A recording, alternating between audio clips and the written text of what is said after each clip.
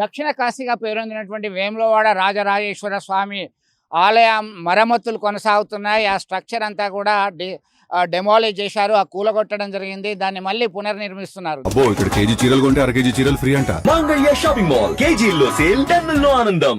ఈ సందర్భంగా వేములవాడలో ప్రధాన గర్భాలయంలో మరి కూల్చివేత జరగనుందా? ప్రధానంగా ఆలయంలో ఉన్నటువంటి రాజరాజేశ్వర స్వామి విగ్రహము లోతుగా కిందికి అవుతుంది కాబట్టి దాన్ని పైకి లేపాలి, దాన్ని చేయాలి అనేటువంటి సంకల్పంతో ముందుకెళ్తున్నటువంటి సమాచారం అందుకున్నటువంటి హిందూ వాదులు, భారతీయ జనతా పార్టీ నేతలు మండిపడుతున్నారు. ఇప్పటికే ఈ కార్యక్రమం నిర్వహించడానికి శృంగేరి పీఠాధిపతి స్వాములను సంప్రదిస్తున్నట్టుగా సమాచారం అందుతుంది. విధుశేఖర భారతి ఆధ్వర్యంలో దీనికి సంప్రోక్షణ పూర్తిగా సమూలమైనటువంటి మార్పులు చేస్తున్నారు.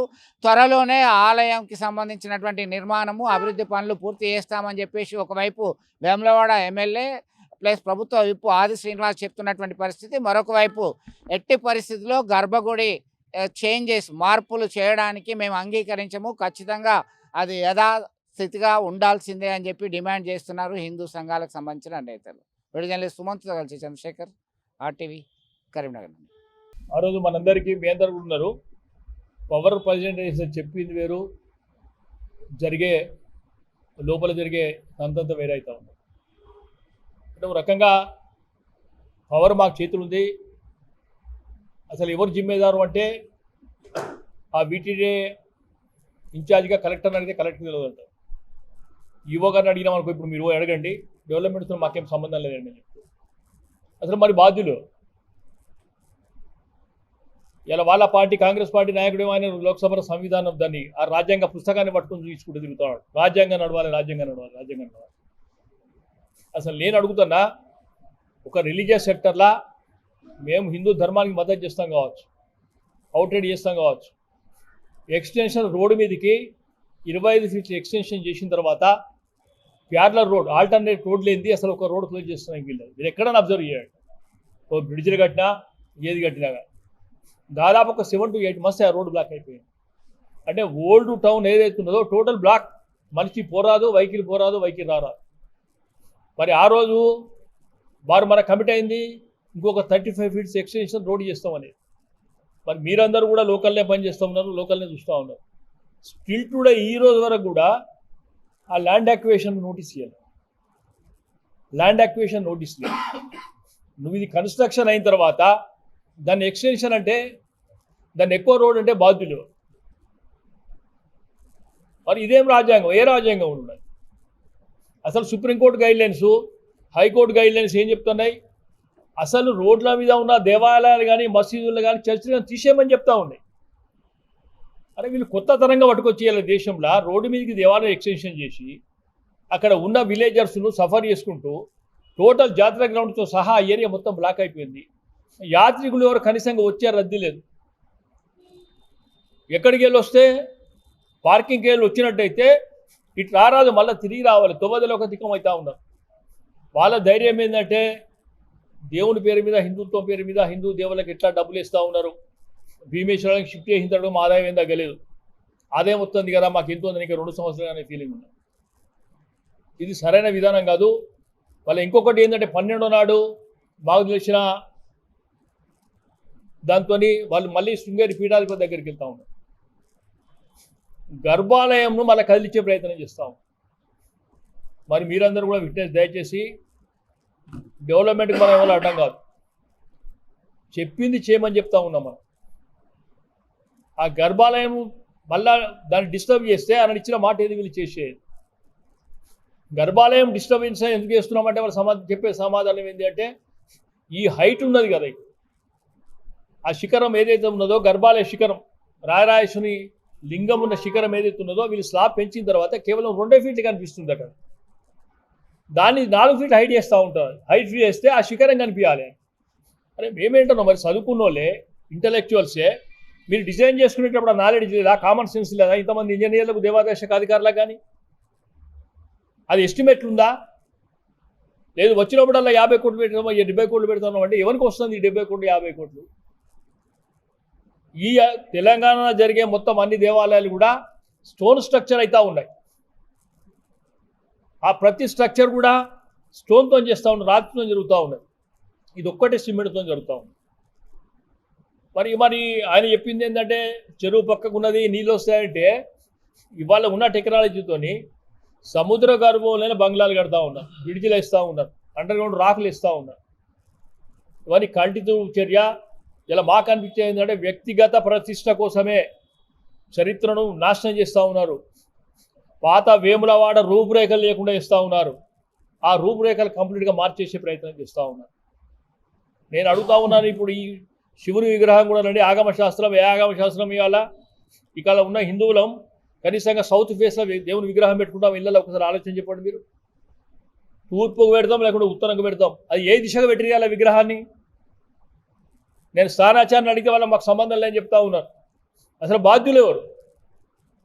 వీళ్ళు మాట్లాడితే ఆగమశాస్త్రం అని చెప్తా ఉన్నారు. ఇలా మీ ఇళ్ళలో పెట్టుకుంటారు, మీరు చెప్పండి ఒకసారి. మీరు తూర్పుకు ప్రాముఖ్యత ఇస్తారు లేకుంటే ఉత్తరం ప్రాముఖ్యత, కనీసం ఇట్లా పెట్టుకునే బాత్రూమ్ కూడా ఆ దశలో పెట్టాం మనం. ఇదే విధానం ఇష్టం వచ్చినట్టు చేసి వ్యక్తిగత పరిస్థితుల కోసమే కాంగ్రెస్ ప్రభుత్వం పనిచేస్తూ ఉంది, కాంగ్రెస్ నాయకులు పనిచేస్తూ ఉన్నారు. ఎస్, ఒక ఆదిశంకరాచార్య విగ్రహం పెట్టమని ఇప్పటికి దాని లేదు. ఈ దేవాలయం నిర్మాణం చేసిన రాజరాజ నరేంద్రుడి విగ్రహం ఉందా, కనీసంగా ఫోటో ఉందా దేవాలయం చూపించామన్నా? అది లేదు. రేపు పెద్ద బోర్డులు మాత్రం పెట్టుకుంటా ఉన్నారు. మనం ఏదైనా మాట్లాడితే రేపు కౌంటర్ మళ్ళీ అభివృద్ధికి అడ్డం పడుతున్నారని. అభివృద్ధికి ఎవరు అడ్డం పడతారు? మేము పడతామా? ఇనాగ్రేషన్ స్టోన్స్ శిలాఫలకాలు ఎక్కడ పెడతారండి? నట్టనటి దేవాలయంలో పెడతారా? మీరు ఒక్కసారి భీమేశ్వరం అలా చూడండి ఒకసారి. మీరు భీమేశ్వరాలయంలో లోపల ఎదురుగా శిలాఫలకాలు పెడతారు. ఇది శిలాఫలకాలు ఇక్కడ బయట పెడతారా? దేవుని సన్నిధిలో పెడతారా? దేవుని మొక్కనా లేకుండా ఇలా పేర్లను చూసి మొక్కవాడ లోపలికి? ఏ ధర్మశాస్త్రం చెప్తా ఉంది?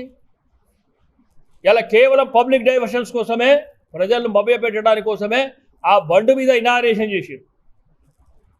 ఇంతమంది ముఖ్యంలో ఉన్నాం, ఆషాఢ మాసంలో ఎక్కడ ఇనాగ్రేషన్ పెట్టుకుంటాం? మీరు ఒకసారి గుండె మీద చేసుకొని చెప్పండి.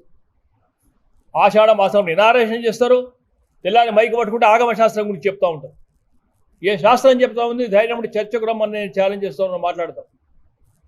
కేవలం మాకు తెలిసిన ప్రకారం అయితే కొన్ని వందల కోట్ల రూపాయలు దుర్వినియోగం జరుగుతూ ఉంది అభివృద్ధి పేరు మీద. ఈ అభివృద్ధి సహించేది లేదు. చాలా పవర్ ఉందిగా చూసుకున్నట్లయితే రేపు పవర్ అయిన తర్వాత పశ్చిమ బెంగాల్ కంటే కూడా హీనమైన పరిస్థితి ఇక్కడ కాంగ్రెస్ నాయకులు ఎదుర్కోవాల్సి వస్తుంది, ఖబర్దారని చెప్తా ఉన్నాం. మరి దాన్ని పక్క పెట్టుకొని అభివృద్ధిని చూపించి బూచిని చూపించి ప్రతిపక్షాలైన మాట్లాడితే అడ్డం పడతారో అని చెప్పడం ఇది సరైన విధానం కాదు. దయచేసి మీ అందరూ ఒకసారి రిపీట్ చేసుకొని, మేము ఎక్కడ అబద్ధాలు చెప్పడం లేదు, ఇవన్నీ ఫ్యాక్ట్స్ చెప్తా ఉన్నాం మనం. ఆయన ఇంటి ఇనాగ్రేషన్ పెట్టుకోమని చెప్పండి. వచ్చిన ముగ్గురు మంత్రులు గిట్ట ఆషాఢ మాసం ఇనాగ్రేషన్ పెట్టుకుంటారేమో, కనీసం ఇనాగ్రేషన్ చేస్తారో పెట్టుకోమని చెప్పుది. ఏ ఆగమ శాస్త్రం ప్రకారం అయితే శివుని విగ్రహం దక్షిణ ఫేస్ పెడతారు, దానికి పెద్ద పబ్లిసిటీ. మొత్తం దేవాదాయ శాఖ ఉన్నదో ధర్మాన్ని నాశనం చేసే దిశగా ప్రయత్నం చేస్తూ ఉన్నది. భారతదేశ చరిత్రనే రూపు లేకుండా చేసిర్రు. ఈ దేవాలయ రూపురేఖలు పూర్తి మార్చేసి అసలు రాజరాజ నరేంద్రుడే కట్టలేదు, ఈ దేవాలయాన్ని మా రేవంత్ రెడ్డి గారని చెప్పి చరిత్ర రాసుకుని ఆశ్చర్యపోవాల్సిన అవసరం లేదు. నేను ఖచ్చితంగా చెప్తున్నాం, శ్రావణ మాసంలో ఏదైతే ఉన్నదో వేలాది మందితో కూడా నిరసన కార్యక్రమం ఏర్పాటు చేస్తాం. అదే వేదిక ఒక పార్టీ రకం కాకుండా అన్ని కుల సంఘాల నాయకులను చూస్తాం, అన్నీ చేస్తూ ఉన్నాం. ఇలా ఒక థర్డ్ క్లాస్ సిటిజన్గా బతుకుతూ ఉన్నాం. ఇడ దేవాలయంకి పోతే అడ్మినిస్ట్రేషన్ లేదు, కంట్రోల్ లేదు, ఏది లేదు. అక్కడ తీసుకొని గ్రామస్తులు పోతే కనీసంగా లోపలికి ఎంట్రన్స్ లేదు. ఎందుకు సాక్రిఫై చేయాలి? మేము వందలాది కుటుంబాలు ఇలా మా ప్రాపర్టీస్ పోయినాయి. 30 ఎకరాల ల్యాండ్ ఇలా దేవాలయంకి సంబంధించిన డెవలప్మెంట్ కార్డు ఏదైతుందో స్థానికులం ఇచ్చిన భూమి నష్టపోయినా కానీ ఇలా పోతే కనీసంగా ఎంట్రన్స్ లేదు. అసలు మొత్తం హైలీ ఎక్కడ కూడా క్వాలిటీ లేదు, క్వాంటిటీ లేదు.